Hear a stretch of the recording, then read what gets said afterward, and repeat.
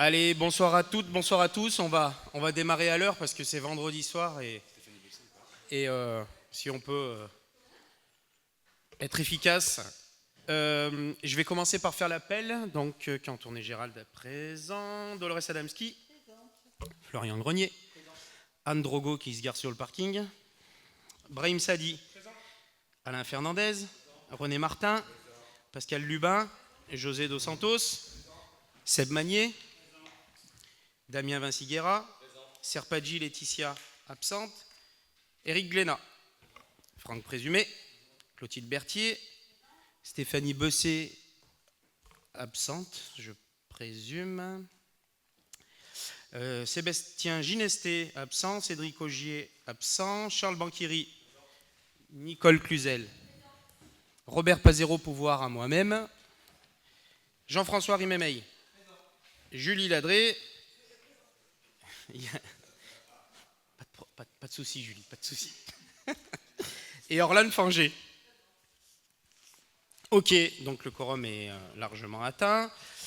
Donc je vous informe en démarrant la séance la démission de Didier Demzuk qui a définitivement déménagé de Tullin et qui habite, il m'avait fait des pouvoirs régulièrement, mais habite en Villefranche-sur-Saône. Il n'a plus d'adresse à Tullin, il a donc démissionné lors du dernier conseil municipal. Ah oui, il me faut un secrétaire de séance. C'était qui la semaine dernière? Éric Glénat. Ah bon bah donc... José. Ouh, je croyais le surprendre. Raté. José Dos Santos sera notre secrétaire de ce soir. Alors, premier point, vous savez qu'on a l'élection de la liste pour les sénatoriales. Donc, je vous informe que ça sera donc le premier point à l'ordre du jour. On va désigner donc les délégués et les suppléants qui participeront donc à l'élection des sénateurs le dimanche 24 septembre prochain. Et donc, il n'y a pas de débat, hein, c'est juste, on va voter la liste. Donc, vous avez une liste devant vous, normalement, qui a été validée entre tous les groupes, hein, donc qui a été réalisée à la représentation du conseil municipal, avec donc 15 délégués et 5 suppléants. Et vous avez aussi une feuille blanche. Donc je vous propose qu'on vote à bulletin secret, c'est la règle. Donc soit vous mettez la liste, soit vous mettez pas la liste. Vous mettez le papier blanc, pardon. Ce sera un vote blanc. J'ai besoin pour cette élection de un secrétaire. C'est le secrétaire de séance, parfait. Bah, du coup, José, il fera tout.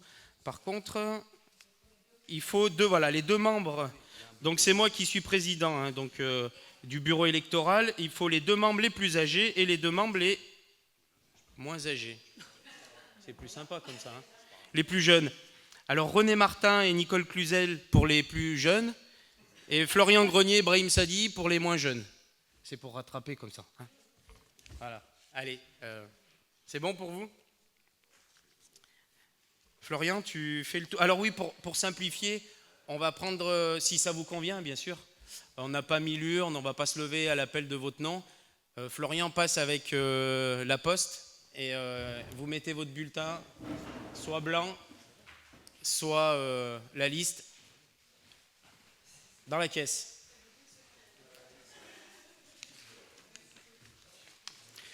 Alors, je rappelle quand même, il n'y a pas de pouvoir à part moi, mais donc moi je vais voter 2 fois du coup. Voilà. Donc, et Robert.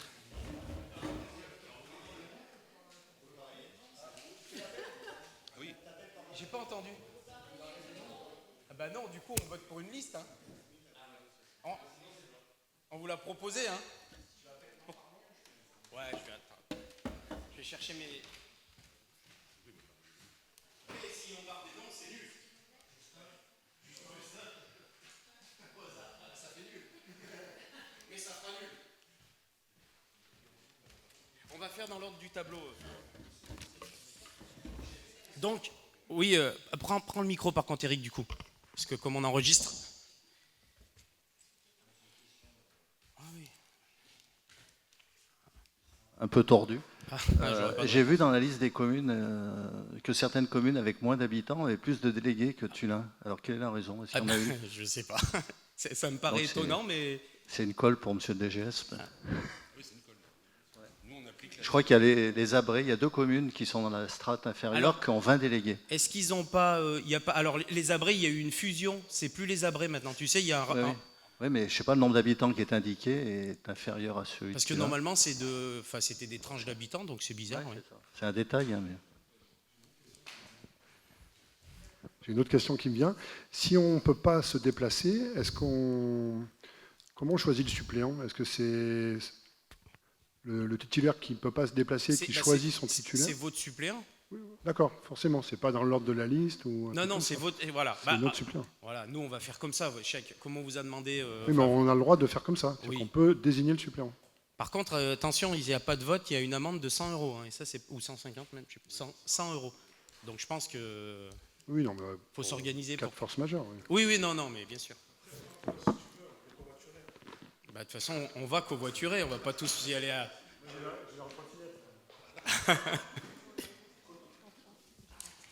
Bon, Florian, donc du coup, on commence par moi. Et après. Par contre, il y a des trous au fond de la gamelle. Dolores Adamski. C'est pénible, hein, ces lunettes. Hein. Franchement, c'est que j'ai mis ma liste. Florian, à toi. C'est fait. Anne Drogo. Brahim Sadi. Alain Fernandez. René Martin. Pascal Lubin, pardon. José. Sébastien Magnier. Damien. Laetitia est absente. Éric Glénat. Franck. Clotilde. Stéphanie n'est pas là. Sébastien Ginessé non plus. Cédric Augier non plus. Charles Banquieri. Nicole Cluzel. Robert Pazero, c'est moi. Hop. Après, Jean-François Rimémail. Julie Ladré. Yann Guély. Et Orlane Fanger. Allez, messieurs, dames, vous procédez au dépouillement. Donc, ça veut dire, vous avez compté combien on est de votants? «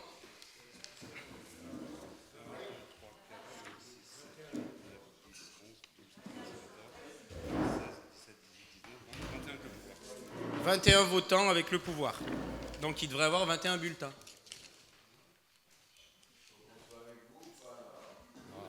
Ouais, René, c'est bon. Ouais, vas-y.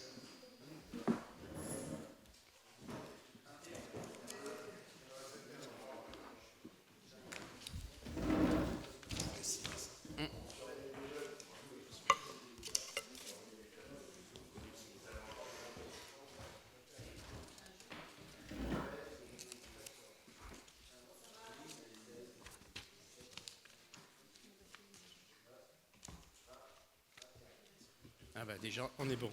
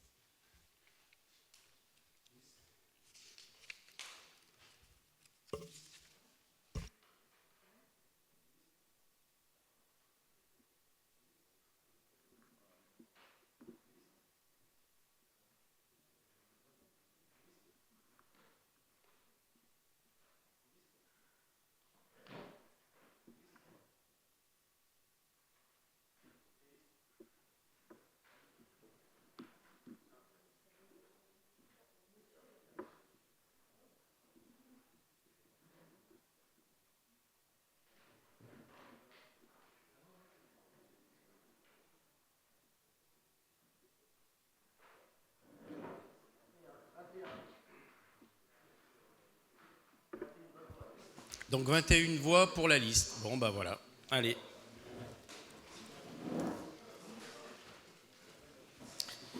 Merci à tous pour votre efficacité et votre rapidité.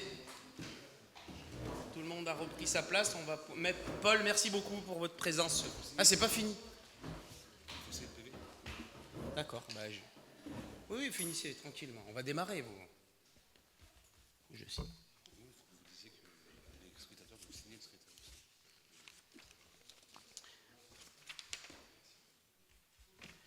Donc, le secrétaire aussi ? Il faut signer. Il faut signer, messieurs les secrétaires, et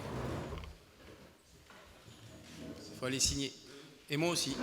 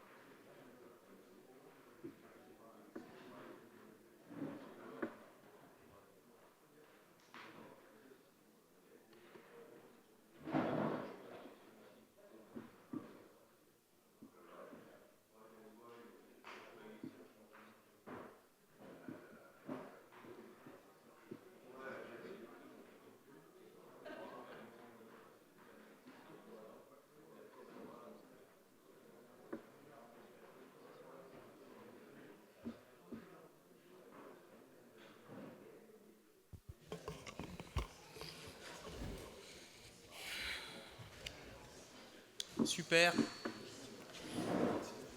Merci à tous et merci à Paul d'être resté pour faire transmettre tout ça à la préfecture avant 22h. Merci.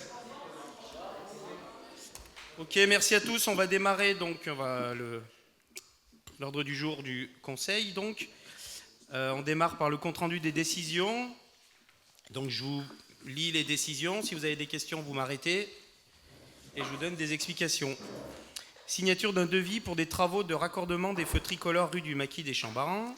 L'acceptation de la tranche ferme de la proposition méthodologique et financière pour la révision allégée du PLU. Ce micro, il est pénible. La signature d'un devis pour l'acquisition de serrures Salto concernant donc les bâtiments communaux. La signature d'une convention d'occupation précaire d'une partie du terrain de l'ex-camping municipal. La demande de subvention auprès de l'État concernant donc le projet de requalification urbaine et paysagère de la place Docteur Valois, de l'avenue Bérégovoy et des rues Général de Gaulle et Docteur Masson au titre de la DECIL. La même subvention mais pour le département auprès du département de l'Isère. Toujours la même subvention auprès de la CAPV. Ensuite, la signature d'un devis pour la réalisation de travaux en prévision donc de l'installation de la vidéoprotection sur la commune. L'engagement pour le spectacle pyrotechnique du 13 juillet. La signature de la...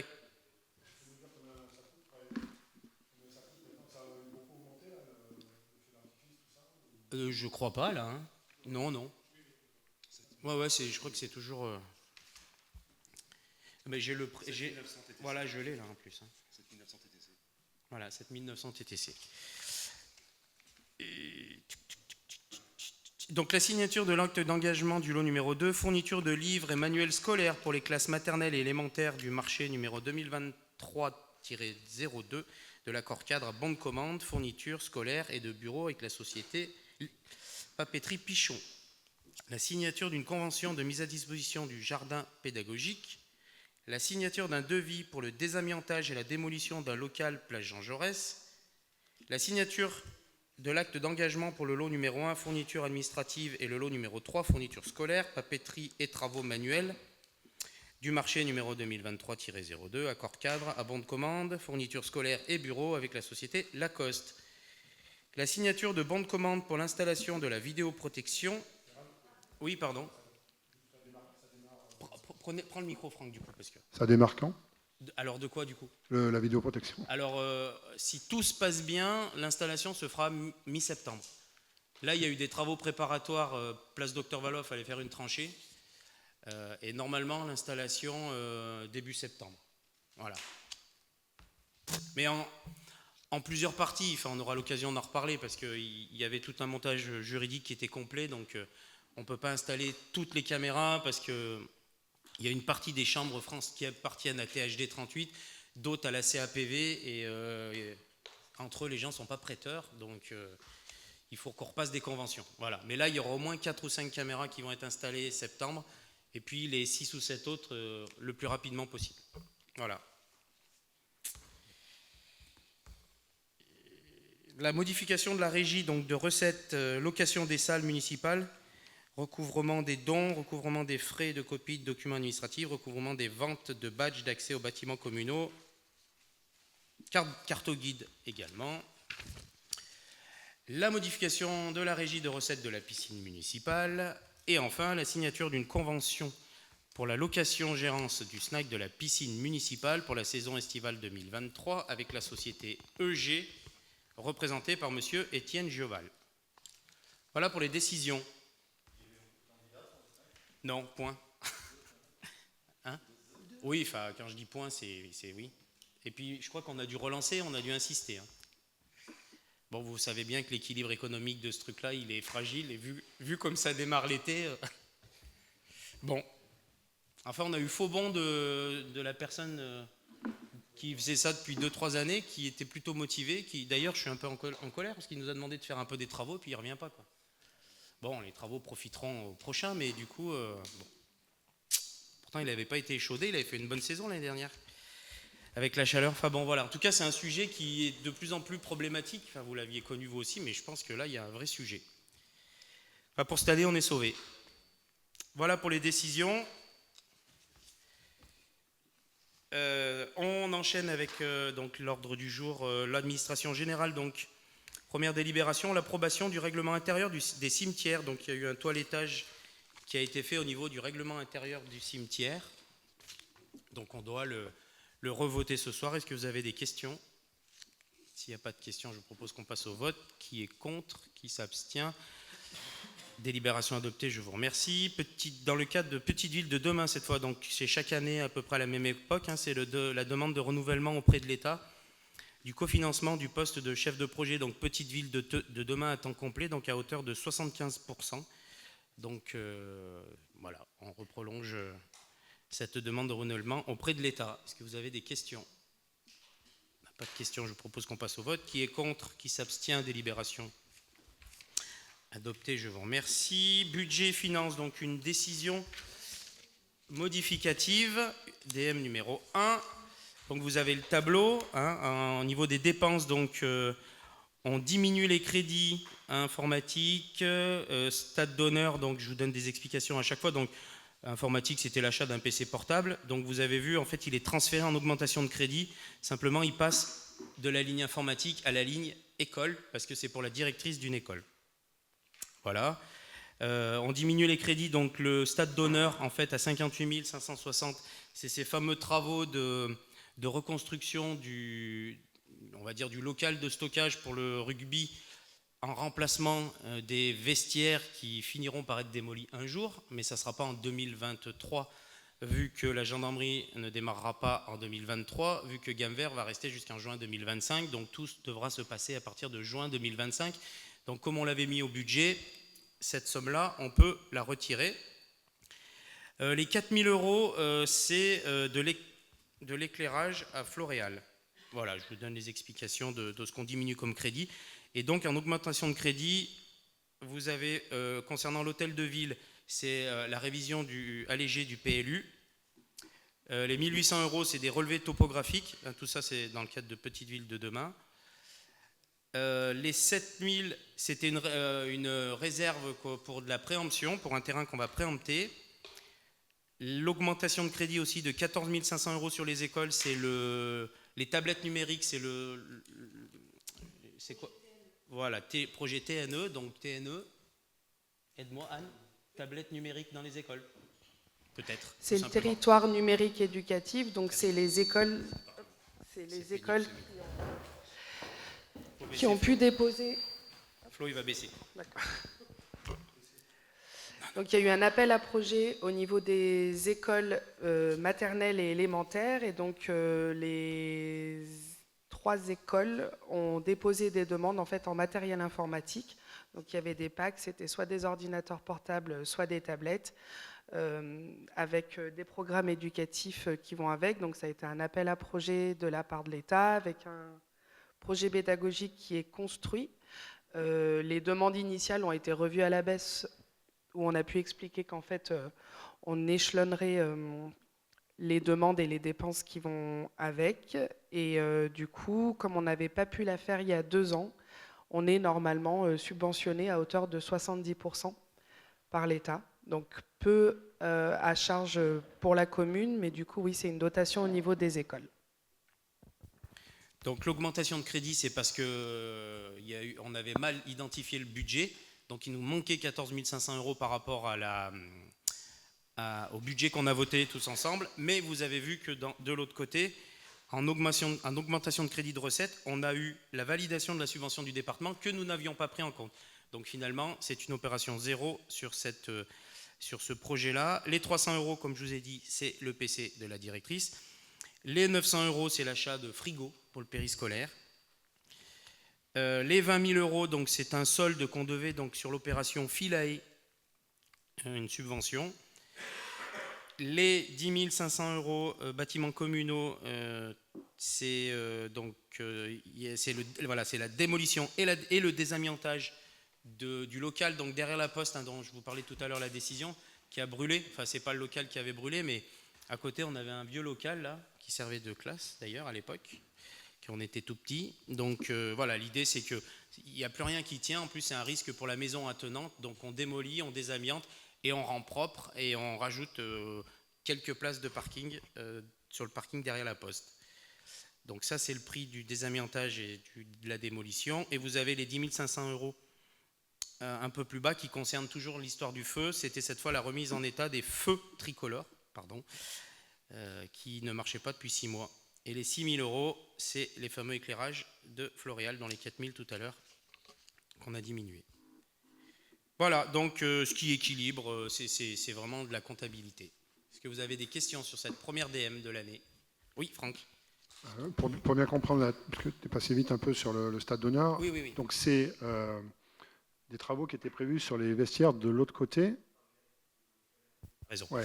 En fait, dans le cadre de la vente que nous passerons normalement au mois d'août prochain conseil municipal, la vente du terrain du camping à la SDH pour construire la gendarmerie.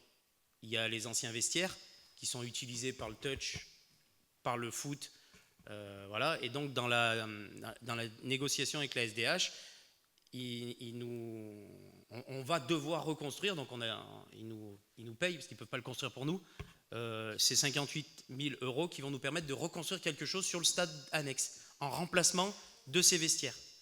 Et donc on met le budget depuis 2 ans dans l'attente de la vente, mais comme cette année il n'y aura encore pas la vente, donc on ne construira pas ce vestiaire cette année. Mais cette somme sera financée par la SDH. C'est pas lié à l'installation de gamme vert. Ah, pas du tout. C'est lié à la non-vente de... Oui, c'est ça, c'est parce que comme gamme vert va être là pendant 2 ans, cette somme, on ne va pas l'utiliser pour construire les vestiaires, parce que pendant 2 ans, le touch rugby peut encore utiliser les vestiaires. C'est le terrain annexe, c'est de l'autre côté. Oui, j'ai bien compris que c'est de l'autre côté. Mais je suis passé un peu vite, oui, peut-être. Ok, et pour bien comprendre pour TNE, là, ce qui est un peu troublant, c'est que c'est la même somme, 14 500, alors que la subvention est de 70%. Non, ouais. Attends. En fait, l'augmentation, il et il nous a manqué 14 500 euros. C'était des dépenses qui étaient déjà prévues. En fait, on avait déjà une somme qui, je ne sais plus laquelle elle est. Il y a une augmentation de 14 500, mais qui vient s'annuler avec la subvention qu'on n'avait pas pris en compte. Okay. Voilà. Mais on a bien, le projet s'est avéré plus coûteux que ce qu'on avait mis au budget. Voilà. Mais l'augmentation du coût, alors clairement que si on n'avait pas eu la subvention, on aurait peut-être réduit le projet à ce qu'on avait voté au budget. Mais étant donné qu'on avait la subvention et qu'on ne l'avait pas voté, ça fait une opération blanche. Voilà. OK ? Pas d'autres questions? S'il n'y a pas de questions, je vous propose qu'on passe au vote. Qui est contre?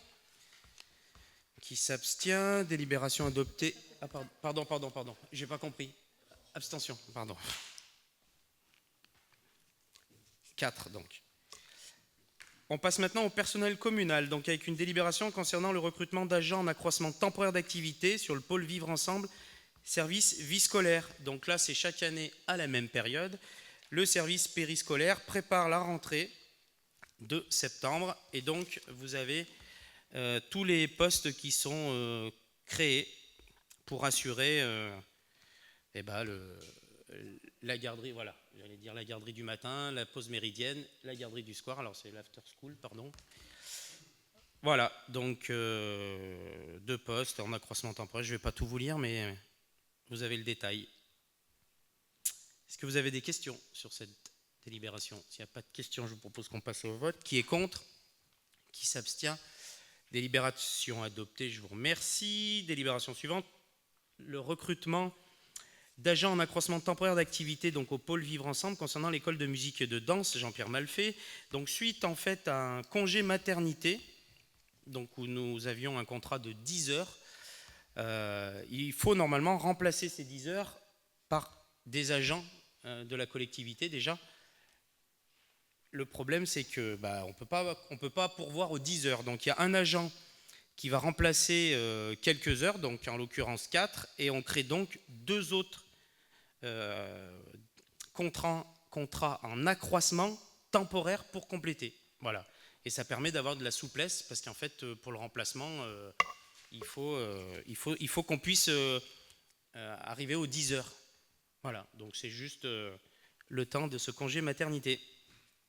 Vous avez des questions? Alors, c'est des gens qui potentiellement sont déjà... voilà. 3 égale 6. Les 3 heures. Oui, en plus, un plein temps, c'est 20 heures à l'école de musique. Oui. Donc, quand ils travaillent 3, ils sont rémunérés un peu plus. Voilà. Donc, finalement, d'un truc tout simple, ça paraissait assez compliqué pour les DRH voilà, parce qu'il fallait que ça soit dans les clous. Pas de questions? Pas de questions, je propose qu'on passe au vote. Qui est contre? Qui s'abstient? Délibération adoptée. Je vous remercie. Délibération suivante, c'est le recrutement d'agents en accroissement donc saisonnier d'activité. Donc c'est un complément à la délibération qu'on a pris au mois de mars. C'est pour l'agent de caisse, en fait. Finalement, le contrat nécessaire n'est que de 23 heures et pas de 25 heures. Voilà, donc on supprime le poste à 25 heures et on le recrée à 23 heures. Pas de questions, je vous propose qu'on passe au vote. Qui est contre? Qui s'abstient? Délibération adoptée, je vous remercie. Donc la modification des tableaux des effectifs, délibération numéro 8. Donc je vous rappelle qu'à chaque création ou suppression de poste d'agent titulaire, ça implique une modification du tableau des effectifs. Et donc je vous le propose, les modifications après, donc dans le cadre d'une réorganisation, je dirais d'une énième réorganisation du service périscolaire, c'est la volonté donc de mettre en place alors il ne faut pas que je vous donne les noms, parce que ACM ça ne parle pas, 2 postes de directeur adjoint des accueils collectifs de mineurs. Donc, est-ce que tu veux en parler, Anne, ou j'explique? Comme tu veux. Je vais expliquer.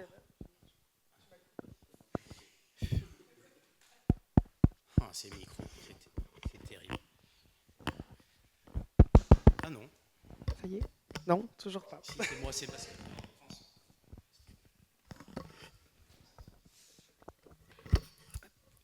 Alors, je ne sais pas quelle explication tu as. Moi, je vais faire plutôt le côté pédagogique. Voilà. Donc, on a le groupe scolaire de Fur, donc avec l'élémentaire et la maternelle, puis on a l'école Floréal en maternelle et l'école élémentaire Camille Desmoulins. Aujourd'hui, il est nécessaire de doter, en fait, on avait des référents périscolaires avant, qui n'étaient pas forcément diplômés, en tout cas seulement titulaires du BP Petite Enfance ou du BAFA ou BAFD. Aujourd'hui, donc, on a 2 postes avec des directeurs qui ont un BPGEPS. Donc ça, c'est les directeurs des accueils collectifs de mineurs, qu'il faut doter de directeurs adjoints, puisque en fait, c'est au niveau de la déclaration, au niveau de jeunesse et sport. Et effectivement, ils peuvent aussi être relais sur les écoles lorsque les directeurs principaux, en tout cas, sont absents. Et de plus, le directeur adjoint permettrait en fait d'avoir quelqu'un en permanence physiquement sur l'école Floréal, puisque là aujourd'hui c'est le directeur adjoint, non c'est le directeur pardon ACM de Desmoulins qui fait à la fois les 2 écoles. Or on sait que il est nécessaire d'avoir ces personnes-là sur place. Donc on est à la fois sur une montée en compétences et des personnes qui sont complètement qualifiées et qui peuvent agir sur le terrain et gérer les équipes d'animateurs. Et puis à la fois, bah oui, une présence qui peut rassurer aussi et encadrer les équipes.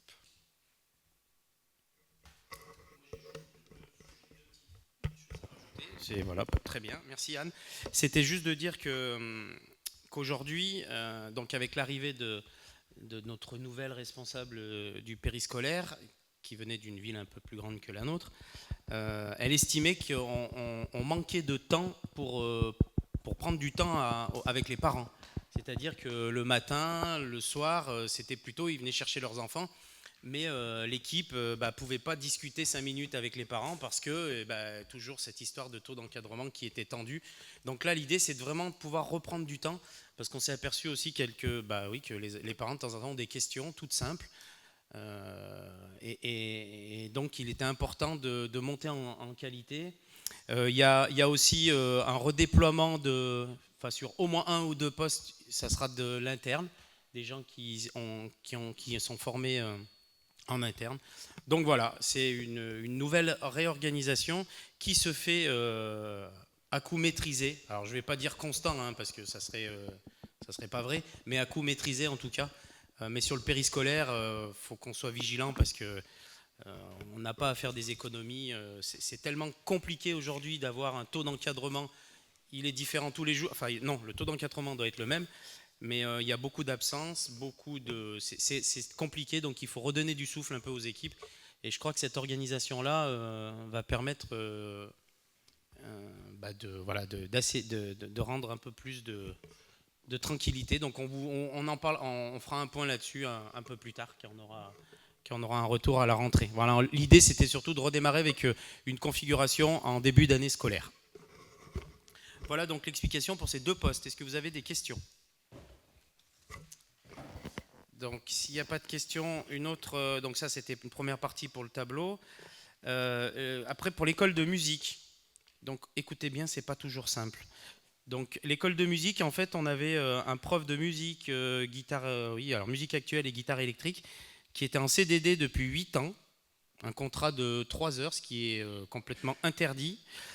Au bout de 6 ans, il aurait dû passer en CDI, parce qu'en plus, il a un contrat de 3 heures, mais il fait 5 heures depuis le début. Donc voilà, en fait, notre nouveau DRH qui est arrivé a un peu fait le tour des services pour essayer de régler certains petits problèmes, et ça en était un. Donc c'est pour ça qu'aujourd'hui, nous devons mettre en CDI cet agent de l'école de musique à 5 heures. Voilà, ce qu'il fait exactement depuis 8 ans. Des questions ? Pas de questions. Celui d'après, donc concernant donc la professeure l'enseignant de piano, qui aujourd'hui a un contrat de 10 heures, elle souhaite passer à 6. Et aujourd'hui, le directeur de l'école de musique estime à juste titre un besoin à 20 heures pour le piano, parce que c'est donc une activité qui fonctionne bien. Donc du coup, comme on descend à 6 et ça serait bien d'être à 20, et ben nous créons un poste à 14 heures pour offrir un peu plus de cours, parce que bon, voilà, le piano, il faut C'est un peu plus personnel, quoi. Voilà, donc voilà. Ah, j'ai peut-être pas fini pour le tableau des effectifs. Non, pardon, j'ai encore une page. Et donc, le dernier tableau qui est très long, celui-là, c'est la suppression de tous les postes. Vous savez, hein, je vous explique à chaque fois qu'on fait un recrutement, on ouvre les postes à plusieurs grades. Et ben là, aux toilettes, c'est tout ce qu'on supprime dans le tableau d'après. Voilà, donc un gros coup de nettoyage sur le tableau des effectifs. Est-ce que vous avez des questions sur cette délibération concernant le tableau des effectifs? S'il n'y a pas de questions, je vous propose qu'on passe au vote. Qui est contre? Qui s'abstient? Délibération adoptée. Je vous remercie. Je crois que j'en ai terminé. Je vais passer la parole à Dolores pour l'économie concernant donc l'instauration du droit de préemption sur les fonds de commerce, les fonds artisanaux et les baux commerciaux. Dolores, je te laisse la parole et le micro.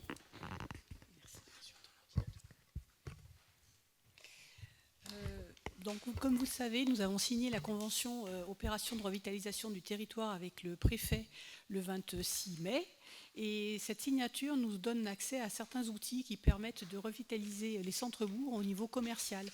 Alors, ça nous donne un accès, c'est un outil juridique, hein, le droit de préemption commerciale, qui existe pour toutes les communes. Néanmoins, l'accès en est facilité pour les entreprises, pour les communes de petites villes de demain qui ont signé l'opération ERT. Et donc cet outil permet de préempter non seulement, c'est pas un droit de préemption urbain comme on le fait avec des murs, mais là on préempte soit des fonds de commerce, soit un bail commercial. Et c'est un outil qui peut être assez intéressant, déjà dans un premier temps pour connaître les mouvements qui se font dans la ville. Donc quand il y a un commerçant qui cède son fonds de commerce ou qui cède un bail commercial, c'est savoir ce qui s'opère. On n'est pas obligé de préempter, hein, bien entendu. L'idée c'est d'intervenir le moins possible, mais néanmoins ça peut permettre de rétablir un équilibre si on voit que certains secteurs sont sous-représentés, si on veut avoir certaines activités un petit peu différentes de celles qui sont représentées sur la commune. Donc voilà, cet outil, ce qu'on vous propose, c'est de pouvoir le mettre en place et donc de voter ce soir le droit de préemption commerciale qui nous permettra d'agir à ce niveau-là. Et alors, ce droit de préemption commerciale, il s'opère sur un périmètre et du fait d'avoir signé la convention ERT, le périmètre de sauvegarde qui est concerné, c'est le périmètre ORT, c'est-à-dire que ce sont les pôles commerciaux qui ont été envisagés, qui sont délimités dans l'ORT. Vous avez eu normalement dans la note de synthèse le périmètre qui était représenté. Est-ce que vous avez des questions?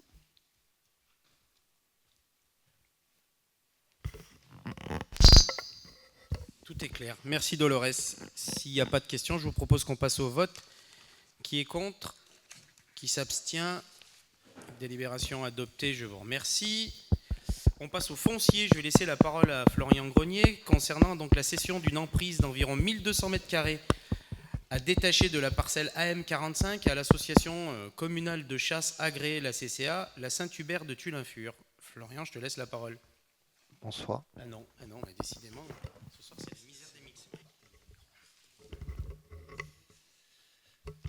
Alors concernant la cession d'une emprise d'environ 1200 m² à détacher à la CCA, la Saint-Hubert de Tulinfur, ça concerne le local de chasse de nos locataires, la seule association qui paye un loyer à la commune. Concernant le local de chasse de 1200 m², le local de chasse, c'est une partie du foncier. Ça concerne le local de chasse de Plainfield d'une superficie de 70 m², dont 20 m² à usage de laboratoire de découpe, qui aujourd'hui, suite aux intempéries de 2019, est en très mauvais état. Un garage attenant d'environ 30 m², un local de type grange en très mauvais état, d'une surface au sol de 45 m² environ sur 2 niveaux.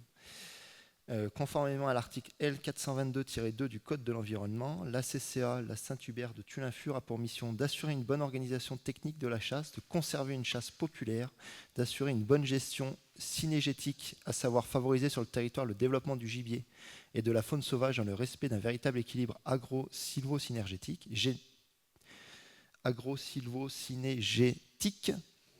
favoriser l'éducation synégétique de ses membres, favoriser la régulation des animaux nuisibles, veiller au respect des plans de chasse en y affectant des ressources appropriées, rationaliser l'organisation administrative en respectant la réglementation de la chasse et d'apporter la contribution des chasseurs à la conservation des habitats naturels de la faune et de la flore sauvage. Nous vous proposons d'approuver la cession d'une emprise d'environ 1200 m² à détacher de la parcelle AM45 pour un prix de 15 000 € et d'autoriser Monsieur le maire à signer tous les documents nécessaires à l'application de la présente délibération. Est-ce que vous avez des questions ?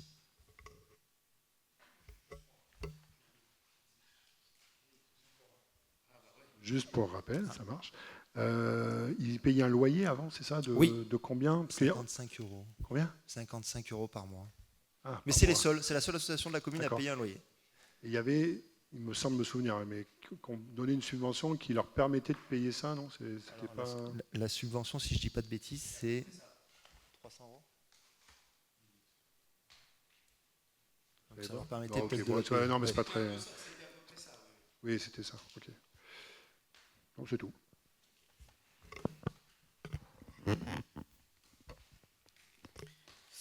S'il n'y a pas de questions, je vous propose qu'on passe au vote. Qui est contre?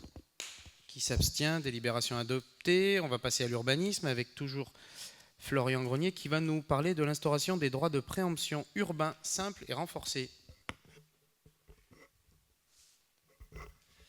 Alors, je vais vous faire, grâce de la lecture de tous les titres, comme on vous l'a expliqué, on a déjà un droit de préemption urbain sur la commune. Aujourd'hui, avec l'ORT, ça nous permet de renforcer notre possibilité de préemption, notamment dans le cadre, par exemple, de la vente d'un immeuble au complet. On pourrait se permettre d'acheter uniquement le local commercial ou uniquement un étage du bâtiment, ce qui n'était pas le cas aujourd'hui. Et suite à l'approbation du PLU de 2019, les superficies des terrains à construire et des terrains non constructibles avaient évolué. Donc ça nous permet de balayer la délibération du Conseil du 7 juillet 2005. Toujours pas de questions. Je vous propose de passer au vote. Qui est contre? Qui s'abstient? Délibération adoptée.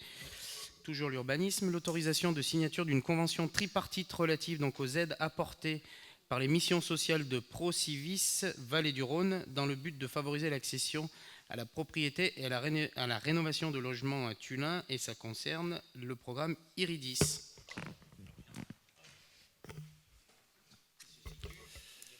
Alors le programme Iridis se situe sur le projet Le Memento, en face des logements de la SDH avenue Nelson Mandela. Alors on est très content de passer cette délibération parce que le groupe Provicis, qui est une holding de plusieurs promoteurs, met à disposition des futurs acheteurs des logements en PSLA, donc pour l'acquisition sociale, une enveloppe de 250 000 € en faisant des prêts à taux zéro à hauteur de 10% des montants des acquisitions. Donc ça va permettre à beaucoup de personnes de boucler leur budget d'acquisition sociale. Le programme Iridis, c'est une trentaine de logements en acquisition sociale, maisons et appartements. Donc on trouve que c'est une très belle chose qui est proposée par le groupe Provicis, qui est une holding du promoteur Valrim Immobilier. Alors la convention ne nous engage en rien, c'est uniquement une convention tripartite pour les autoriser à faire des crédits à 0%. Est-ce que vous avez des questions? Non. Ce qu'on a voté dans un précédent conseil, c'est la garantie d'emprunt de la moitié de l'emprunt sur le bâtiment social qui est en cours de construction de 15 logements sociaux purs en LLS, en location locative sociale, et qui est garanti également avec le Pays Waronnais comme tous les programmes sociaux. Parfait. S'il n'y a pas de questions, je vous propose qu'on passe au vote. Qui est contre? Qui s'abstient?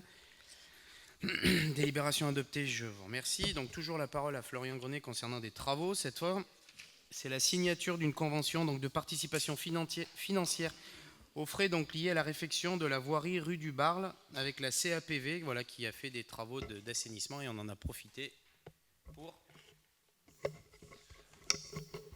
Alors, comme vous l'avez précisé, la communauté d'agglomération du Pays Waronnais engage énormément de frais sur la séparation des réseaux sur la commune. Il y a eu une mise en séparatif des réseaux qui a été faite rue Robert du Barle, donc séparatif eau usée, eau pluviale, et le remplacement de l'adduction d'eau potable, donc de toute la canalisation d'eau potable. Ces réseaux ont été dimensionnés pour accepter le projet immobilier qui pourrait un jour subvenir sur le château de la Comtesse avec le dimensionnement nommé dans l'OAP. Et il y aura une station de relevage qui va être réalisée également par le Pays Waronnais sur le parking du cimetière.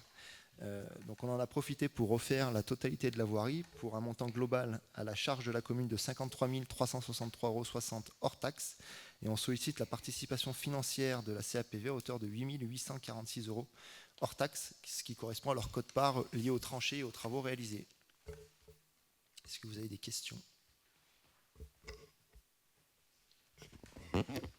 Je vous propose qu'on passe au vote. Qui est contre? Qui s'abstient? Délibération adoptée, je vous remercie.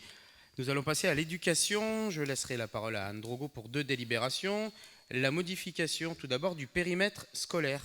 Anne, allez.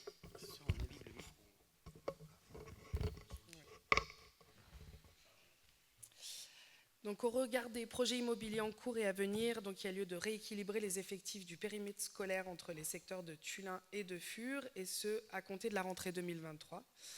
On sait, la collectivité n'a pas forcément d'impact direct sur la fermeture d'une classe, mais il était du rôle de notre mairie de pouvoir rééquilibrer en tout cas les périmètres afin de pouvoir alimenter de manière équitable les 2 écoles. Donc, suite à une réunion avec les directrices des écoles le 13 décembre 2022, donc ça s'est fait en co-construction, le périmètre scolaire est modifié en partie et défini comme suit. Donc, le secteur Tullin comprenant l'école maternelle Floréal et l'école élémentaire Lucie et Camille Desmoulins, il y a un rattachement de l'avenue Nelson Mandela, quartier du Salamo. Secteur de Fur, aucun changement. Le domaine du parc rue du Salamo et le programme Fila et boulevard Michel Perret seront rattachés à ce secteur. Et puis, on continuera à modifier si besoin selon les futures constructions. Donc, vu le Code général des collectivités territoriales, vu le Code de l'éducation, vu l'arrêté du maire numéro 02-59 du 31 mai 2022 portant modification du périmètre scolaire, donc je vous demande d'approuver la modification du périmètre scolaire telle que présentée ci-dessus. Est-ce qu'il y a des questions ?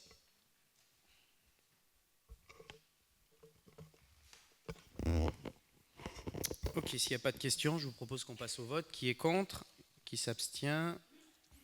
Délibération adoptée, je vous remercie. La modification maintenant des critères, donc des dérogations à la carte scolaire.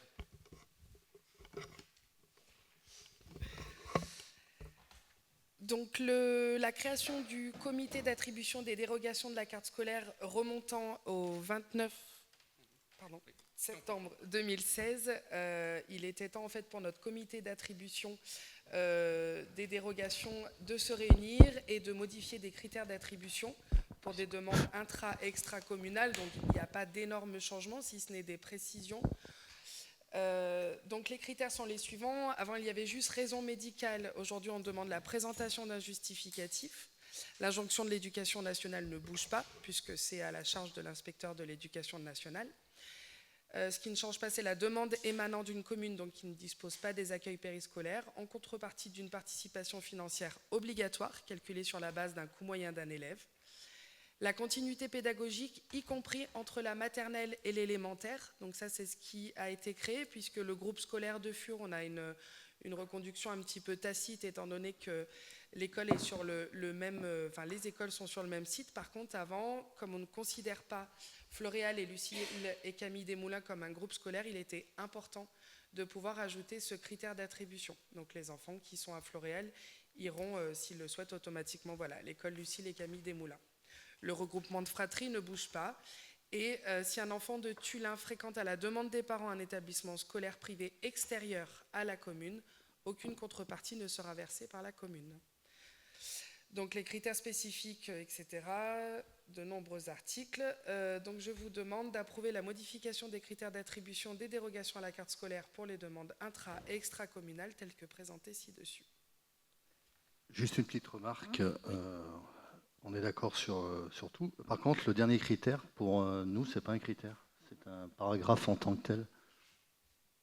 Si un enfant de Tullin fréquente à la demande des parents d'un établissement scolaire privé extérieur, ce n'est pas un critère. D'accord. Oui, écoutez, ce sera modifié au comité de dérogation.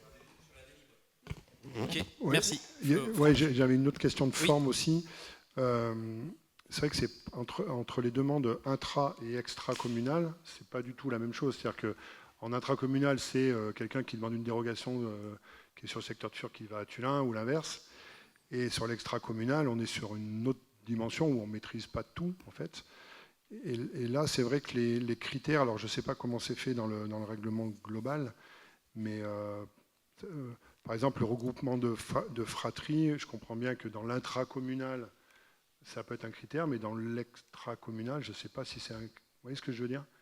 Je ne sais pas si c'est très... Il aurait peut-être fallu dans la forme dire il y a des critères pour l'intracommunal et il y a d'autres critères pour l'extracommunal. Mais c'est une question de forme pour que les choses soient...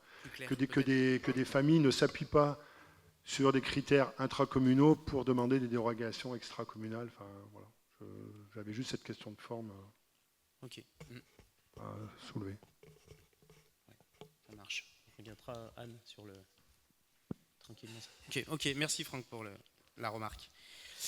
S'il n'y a pas d'autres questions, je vous propose qu'on passe au vote. Qui est contre, qui s'abstient, délibération adoptée, je vous remercie.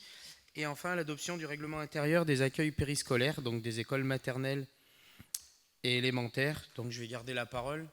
Hein, vous l'avez... Il n'y a rien de bien... Voilà. Donc il faut simplement rapporter l'ancien qui datait de 2022 pour approuver le nouveau. Est-ce que vous avez des questions sur ce règlement?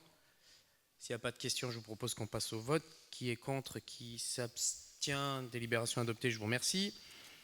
Nous allons passer au sport avec l'attribution, la suite et la fin de l'attribution des subventions aux associations sportives. Je vais laisser la parole à Brahim Sadi.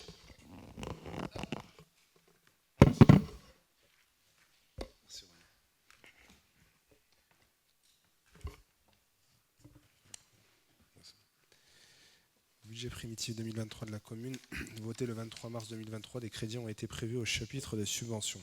La répartition du versement des subventions de fonctionnement a été approuvée lors de la même séance.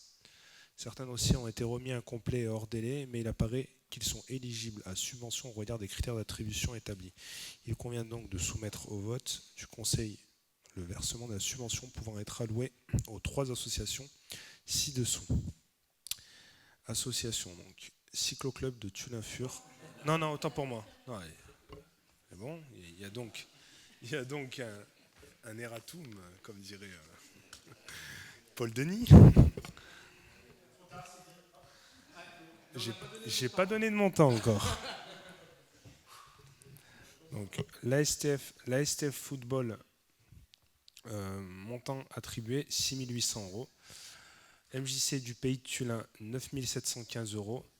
SF Rally 300 €, ce qui fait un montant total pour les subventions aux associations sportives de 16 815 €. Donc il y a une petite truc de forme là. Franck, tu prends pas part au vote pour la MJC et Eric, c'est après, pardon, j'ai rien dit. Je suis allé un peu trop vite. On va séparer les... On vous a présenté les 3, mais on va voter les 3 séparés. Donc pour l'ASTF Football, et oui, si, on a même José, je crois, pour l'ASTF Football, peut-être, non? Qui ne prend pas part au vote. Voilà, donc José Dos Santos ne prend pas part au vote pour le foot. Tu fais pas bas du bureau? Non, c'était une question, d'accord. Ok. Donc il peut voter, pardon. Pour la STF Football, qui est contre, qui s'abstient, adopté. Pour la MJC, donc, sauf Franck qui ne peut pas voter, qui est contre, qui s'abstient, adopté. Et pour SF Rally, tout le monde doit pouvoir prendre au vote. Qui est contre, qui s'abstient, délibération adoptée. Je vous remercie. Une attribution maintenant d'une subvention exceptionnelle à la STF Basket. Brahim, je te laisse donner les explications. Donc, suite à la sollicitation de la commune, la région Auvergne-Rhône-Alpes avait mis à disposition de la STF Basket 50 places pour le match Asvel-Limoges qui s'était déroulé le 7 mai dernier à l'Astrobal à Villeurbanne. Donc les participants se sont rendus en quart pour un coût de 852,71 € TTC. La STF Basket sollicite la commune pour l'obtention d'une subvention exceptionnelle correspondant au prix du voyage en quart. Donc dans le cadre de notre politique sportive, il a été décidé justement, et je ne vais pas le rappeler, d'ouvrir justement la possibilité aux jeunes Tullinois des différentes associations de rencontrer le monde sportif professionnel. On l'avait déjà fait pour le rugby, on poursuit justement sur notre lancée avec le basket.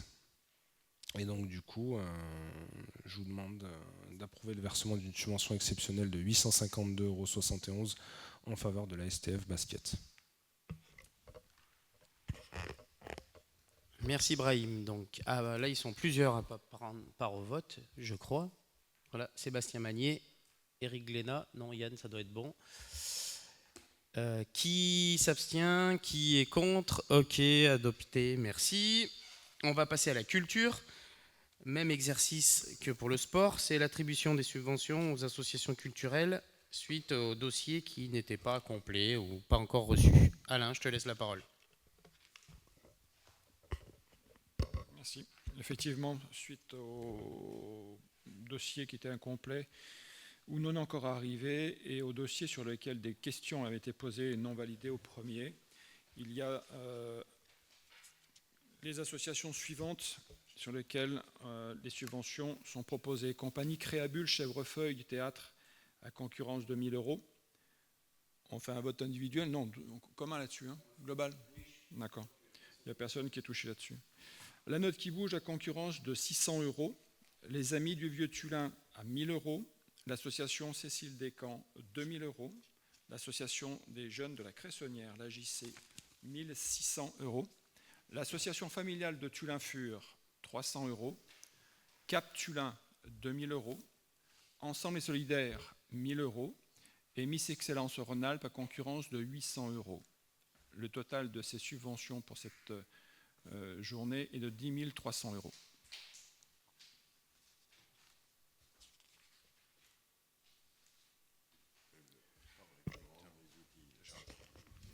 Merci Alain. Est-ce que vous avez des questions sur cette délibération? S'il n'y a pas de questions, je vous propose qu'on passe au vote. Qui est contre? Qui s'abstient? Délibération adoptée, je vous remercie. La délibération suivante concerne c'est le règlement et l'adoption du règlement intérieur de l'école de musique et de danse, Jean-Pierre Malfait. Donc là aussi, vous l'avez en annexe 5, je ne vais pas donner la parole à Alain. Est-ce que vous avez des questions sur cette délibération? S'il n'y en a pas, je vous propose qu'on passe au vote. Qui est contre? Qui s'abstient? Délibération adoptée, je vous remercie. Nous sommes arrivés au bout des sujets du soir. Rapidement, merci. Est-ce que vous avez des questions orales? Des questions? Vas-y, le micro, Franck, s'il te plaît. On a deux petites questions, Jean-François fera la deuxième. Et par rapport juste au cinéma, Alain, savoir où ça en était avec MC4, s'il y a quelque chose de signé, ou pas. Attends, Alain, tu prends... Ouais, Pardon. La première question est... C'est sur le cinéma, où on en est, mais... est-ce que... On est toujours dans la réception des différents dossiers pour se positionner ensuite. Rien n'est signé avec la MC4 pour l'instant. Et on s'organise effectivement pour avoir une reprise début septembre d'une manière ou d'une autre.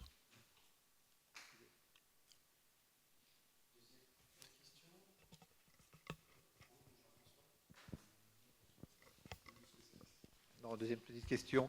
Ça concerne Gamvert. Donc c'est très bien hein, que suite à l'incendie, que Gamvert puisse s'installer au camping hein, pour donner de l'activité pour eux et puis aussi pour leur clientèle. Ma question elle porte plus sur le devenir dans le futur de Gamvert, parce qu'on parle de 2 ans installés au camping. Hein, c'est globalement le temps nécessaire pour qu'ils lancent leur projet de nouveaux bâtiments.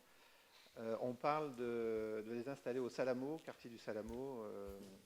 Et globalement, certes, si il y avait des terrains disponibles et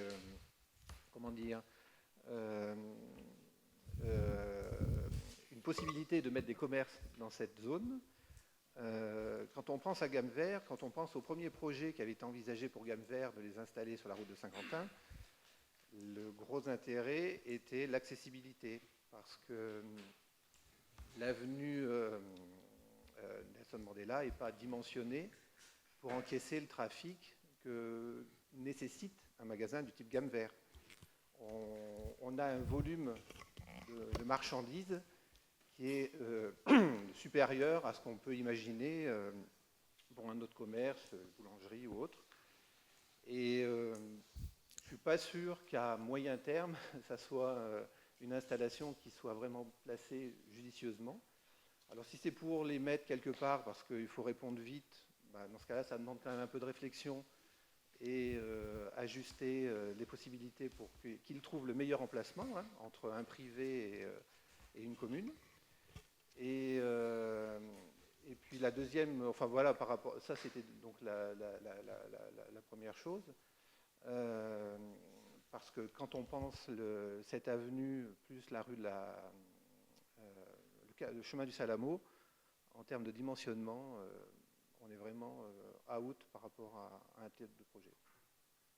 Alors, oui, alors déjà juste pour rassurer tout le monde, le sujet du déplacement de gamme vert, on a commencé à s'en préoccuper dès le mois d'août 2020, parce qu'ils avaient la volonté de partir. Donc clairement le feu, je dirais, a accéléré la situation. Alors on a à peu près essuyé et essayé tous les terrains disponibles de la commune. Alors si gamme vert ne peut pas s'installer à l'entrée de ville sans faire de boutade, c'est à cause de ceux qui ont révisé le PLU avant nous. Parce que du coup, la révision du PLU fait qu'aujourd'hui, ils ne peuvent plus s'installer sur cette parcelle. Ils y retourneraient bien. Mais pour information, donc le PC avait été posé, hein, vous vous souvenez, ils étaient prêts à attaquer les travaux sur cette parcelle. Non, c'est pour d'autres raisons qui sont... Oui, j'allais l'expliquer là, en fait. Donc, ils avaient posé le permis de construire, ils ont cassé le permis de construire parce que le terrain était pollué. Sauf qu'entre-temps, le PLU est passé. Le PC avait été posé en août 2019 et le nouveau PLU a été mis en place en octobre 2019. Donc du coup, après octobre 2019, ils ne peuvent plus s'installer sur cette parcelle. Voilà, donc ils le regrettent parce qu'ils auraient bien aimé. Alors ils peuvent plus se mettre dans la zone autour du Peuras, hein, zone UI. On ne va pas faire la définition de la zone UI, mais comme son nom l'indique, c'est uniquement industriel. Et eux, c'est un commerce de gros. Donc ils ne rentrent pas dans ce cadre-là, et de détail, pardon. C'est pas de gros, c'est de détail. Et c'est pour ça qu'ils ne peuvent pas se mettre dans cette zone. Donc on a tout essayé, on aura proposé vers les pompiers, ça aurait pu être bien, les anciens pompiers, l'ancienne caserne de pompiers. Mais Gamme Vert souhaitait absolument, parce que c'est... J'entends ce que tu dis, Jean-François, sauf que bon, c'est quand même eux qui décident de où ils veulent s'installer. Et ce terrain-là les intéresse fortement.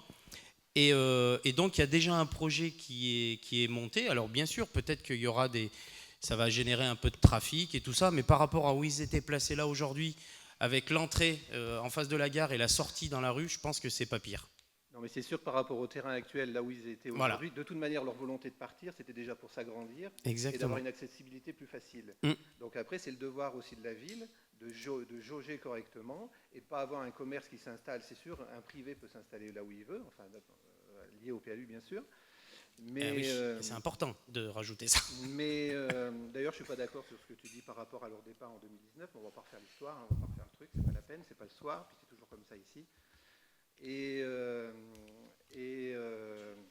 tout simplement, donc c'est à la ville, c'est à la mairie, c'est à la majorité d'assumer et dans ce cas-là de les placer là où l'emplacement sera le plus judicieux. Suite, de toute manière, les nuisances, si vous avez généré des nuisances, je vais juste reprendre l'exemple quand même. Aujourd'hui, la place des droits de l'homme, moi je me pose des questions quand même sur cette place, parce qu'aujourd'hui c'est devenu un parking. Oui, exactement. Vous l'avez ouvert au stationnement. Non. Bah si, quand même, je suis désolé, hein, c'est à la ville quand même de gérer les possibilités de stationnement ou pas. Et initialement, c'était quand même un lieu qui servait. Oui, c'est une place. C'est une place, voilà. On est d'accord. Et aujourd'hui, on a des voitures qui stationnent. Oui, ça n'a pas duré. Alors, que l'excuse, elle vienne par rapport aux travaux, ça ne marchera pas. Non, c'est pas une excuse, ça. Mais en attendant, aujourd'hui, c'est le cas. C'est ça. C'est laissé quand même, on peut dire quand même, il y a eu un investissement, la ville a payé pour construire cette place. Aujourd'hui, on ne peut pas parler quand même, on ne peut pas dire qu'elle est quand même très bien entretenue. Non. Et donc, ça veut dire que derrière, il y aura un surcoût de remise en état et aux normes. Donc, bah voilà. Alors, un constat. Ouais, vas-y, Franck. Excuse-moi, Jean-François. Je veux juste ajouter un argument parce que une commune, il faut qu'elle ait des réserves foncières et pour voir un peu l'avenir. Et je pense que c'est aussi une erreur. On n'a pas beaucoup de réserves foncières et donc de céder. Je dis comme ça, si la décision a l'air d'être déjà prise, quoi. C'est ça qui m'embête un peu alors qu'on n'en a pas parlé. Aussi, de céder à un commerce, même si c'est gamme vert, même si c'est important pour les Tulinois. Ce qui est peut-être plus important pour les Tulinois à l'avenir, c'est d'avoir une réserve foncière à cet endroit-là pour avoir du service public. Il y a plein de choses à imaginer qui restent dans le service public. Et donc, si on laisse cette réserve foncière à un commerce, on n'aura plus rien pour proposer demain une école, demain un gymnase, demain, je ne sais pas trop, autre chose, une école de musique, puisqu'à un moment donné, on avait réfléchi à ça là-bas. Voilà, donc c'est la politique tout commerce, ça a ses limites, quoi. Donc il faut laisser le commerce, c'est aussi du privé. Il faut aussi laisser ça au privé et les réserves foncières les réserver à des projets publics. Moi, je pense qu'il y a aussi cette question qui est éminemment politique, sur laquelle nous, on n'est pas d'accord sur cette question-là. Voilà. Donc on espère qu'il y aura des débats, sauf si vous avez déjà décidé, mais voilà. Alors, il y aura le débat, comme non, je vous ai parlé de la gendarmerie, mais il y aura le débat aussi sur la cession du terrain à Gamevert, bien sûr, certainement en 3e, 4e trimestre. Et donc, ça tombe bien, parce que dans le cadre de Petites Villes de demain, pour ceux qui suivent un petit peu ce qu'on fait et qui vont visiter la maison de projet et qui écoutent les présentations d'Amandine Desserrier, on a réfléchi à un projet de territoire à long terme, et on est bien d'accord que ce tènement communal est stratégique. À côté de la gare, on ne sait pas, dans quelques années, avec le développement du télétravail ou tout un tas de choses, que ce terrain, il est clé. Et donc, on ne se séparera pas de ce terrain, on va proposer à Gamevert un bail à construction qu'ils ont accepté. Donc ça veut dire qu'on répond à la demande de Gamevert de rester sur la commune, parce que ça fait 3 ans qu'ils cherchent à s'installer sur la commune et à s'agrandir, et en même temps, nous restons propriétaires du tènement. Donc voilà. C'est un bail à construction qu'on va signer avec une durée et un loyer. Donc non seulement on a une durée et on reste propriétaire, et on récupère à la fin du bail le bâtiment et le terrain, ça veut dire qu'on pourrait même imaginer en faire un service public peut-être au bout du bail, et surtout c'est un loyer qui rentre, et le loyer qui rentre va pouvoir nous aider à financer d'autres sujets. Alors on ne sera pas d'accord, hein, mais c'est pas grave en fait, parce qu'il y a plein de choses où on n'est pas d'accord déjà. Oui. Non, moi, je veux surtout dire que Gamevert, de le maintenir sur la commune de Tullin, ça a quand même son importance, parce que derrière c'est des retombées économiques. Premièrement. Deuxièmement, si pour qu'on se retrouve dans le même cas de figure que ce qui s'est passé avec Parabout, parce qu'on n'a pas été en capacité à un moment donné, parce qu'on parle de privé, mais on est aussi nous, à un moment donné, en tant que collectivité, on doit à un moment donné accompagner pas que les habitants et le tissu associatif ou autre, mais c'est aussi à un moment donné le tissu économique qui doit être à un moment donné être accompagné. Et si c'est pour qu'on se retrouve à ne pas trouver une solution pour Gamevert, comme ça s'est passé avec Parabout, et qu'au final Parabout est parti à Saint-Jean-de-Moiran, à un moment donné, c'est aussi... Peu importe, c'est pas grave. En tout cas, voilà, on aura l'occasion de rediscuter de Gamevert. Mais en attendant, aujourd'hui, on a eu la chance quand même de pouvoir leur offrir cette possibilité, parce que d'après ce qu'ils nous ont dit, il n'y a pas beaucoup de communes qui se seraient mobilisées comme nous pour les accueillir et leur permettre de maintenir une activité économique. Voilà. Donc déjà ça, on peut tous, collectivement, en être fiers. Je voudrais juste préciser qu'on leur en a proposé des terrains, on a passé en revue tout ce qui était possible et inimaginable, et qu'ils ont soit refusé, ça leur convenait pas. Et je reviens sur le fait c'est eux qui ont cassé la vente, hein, ils n'ont pas voulu rester sur le terrain parce qu'il était pollué. Ils seraient restés, ils auraient accepté le terrain en l'état, ou ils auraient accepté de revenir vers le propriétaire actuel. Ils auraient pu rester sur place, je pense, parce que dans la continuité des permis de construire qu'ils avaient déposés, c'était certainement quelque chose qui pouvait se négocier, mais ils ne voulaient absolument pas y rester sur ce terrain. Donc en fait, on a bien envisagé tous les cas de figure. On a discuté avec eux, la visibilité effectivement est un problème, hein, pour eux. Ils connaissent les défauts du site. D'un autre côté, ils nous ont parlé justement des chargements des camions, et d'après ce qu'ils nous ont indiqué, alors j'ai pas mes notes ici, mais c'était pas si impressionnant que ça en termes de camions qui allaient passer par la rue Mandela. Enfin, c'était juste une précision.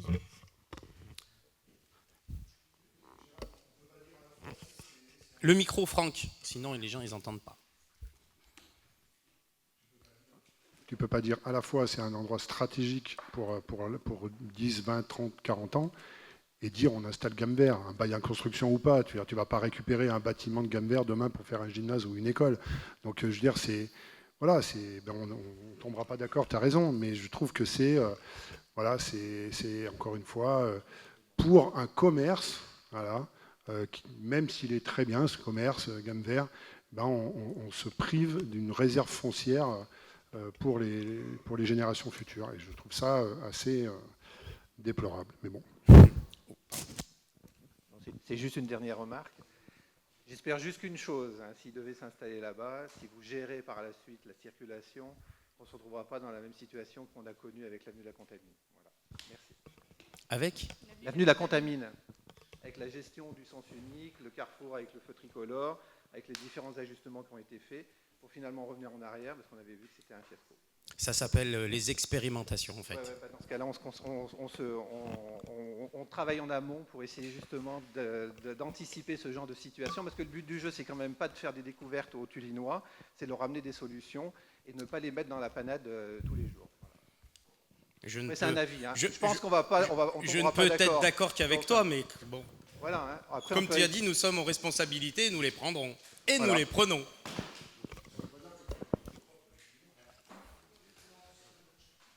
Je vous invite à lire le bilan dans le Tulamag qui va sortir dans une semaine. Vous verrez si on a fait que n'importe quoi.